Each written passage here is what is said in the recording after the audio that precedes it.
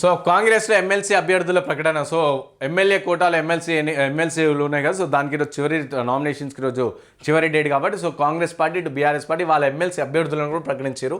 So Addanki Dayakar, Shankar Nayak, విజయశాంతికి chance. So Addanki Congress నుంచి Addanki Dayakar, so Shankar Nayak CPI సంబంధించిన నాయకులు అండ్ విజయశాంతికి కూడా ఛాన్స్ అంట. సామాజిక వర్గాల వారికి ఫైనల్ అనూహ్యంగా తెరపైకి రాములమ్మ పేరు. సో చాలామంది పేర్లు అనుకున్నాం మనం, ఇక ఆల్ ఆఫ్ సడన్గా ఇటు రాములమ్మ విజయశాంతి పేరు వచ్చింది. ఎమ్మెల్యే కోట భర్తీలు చేయనున్న 3 ఎమ్మెల్సీ స్థానాలకు కాంగ్రెస్ హైకమాండ్ ఆదివారం అభ్యర్థులను ప్రకటించింది. అద్దంకి దయాకర్, శంకర్ నాయక్, విజయశాంతి పేర్లను ఫైనల్ చేసింది. సామాజిక వర్గాల ఆధారంగా వీరిని ఎంపిక చేసినట్టు తెలుస్తున్నది.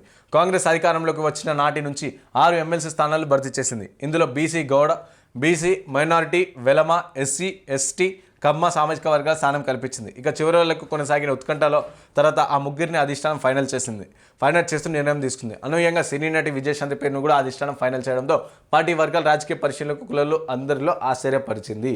సో ఇట్లా ఎస్సీ, ఎస్టీ అండ్ బీసీలకు సంబంధించి ముగ్గురిని కూడా చేసిరనమాట. ఎస్టీ కోటా నుంచి శంకర్ నాయక్. నల్గొండ జిల్లాకు చెందిన శంకర్ నాయక్, ఆయన కుటుంబ సభ్యులు దశాబ్దాలుగా కాంగ్రెస్లోనే పనిచేస్తున్నారు.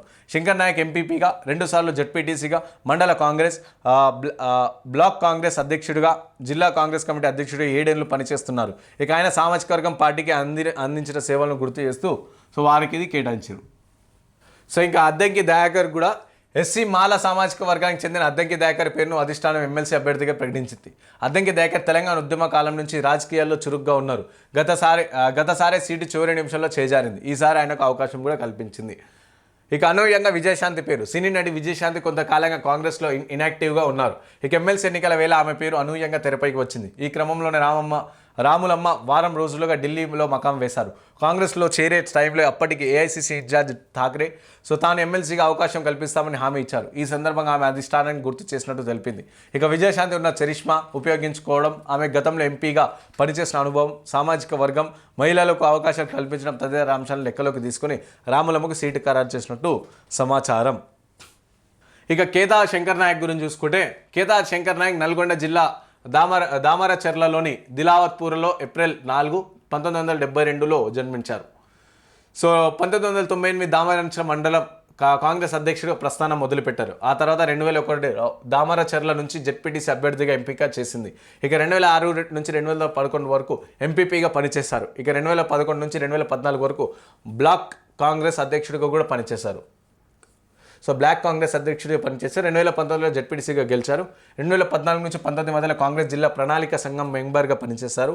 2016 నుంచి 19 వరకు సో మిర్యాలగూడ సిటీ కాంగ్రెస్ అధ్యక్షుడిగా పనిచేశారు. ఇక 2018లో నల్గొండ కాంగ్రెస్ అధ్యక్షుడిగా పనిచేశారు. ఇక కాంగ్రెస్ పార్టీ అత్యంత నమ్మకస్తుడిగా ఉన్న ఆయన ప్రస్తుతం ఎమ్మెల్యే కోటాలో ఎమ్మెల్సీ అభ్యర్థిగా కాంగ్రెస్ పార్టీ అధిష్టానం ప్రకటించింది. ఇక అద్దంకి దయాకర్ పేరు అంటే చాలా సందర్భాలు అద్దంకి దయాకర్ పేరు అద్దంకి ఏదో ఒక పదవి ఇవ్వాలి అని చెప్పేసి చాలామంది కోరినట్టే ఇప్పుడు అద్దంకి దయాకర్కి ఎమ్మెల్యే కోటాలో వచ్చింది. అద్దంకి దయాకర్ 1971లో సూర్యాపేట జిల్లాలోని ఆత్మకూరు మండలం నమ్మినకల్ గ్రామంలో జన్మించారు. అద్దంకి తెలంగాణ ఉద్యమంలో కీలకంగా పనిచేసి తెలంగాణ ప్రత్యేక రాష్ట్రం ఏర్పడిన తర్వాత కాంగ్రెస్ పార్టీలో తన రాజకీయ జీవితం ప్రారంభించారు. అసెంబ్లీ ఎన్నికల్లో తుంగతుర్తి నుంచి కాంగ్రెస్ అభ్యర్థిగా 2014లో 1847 ఓట్లతో, 2018లో 2379 స్వల్ప ఓట్ల తేడాతో పోటీ చేసి ఓడిపోయారు.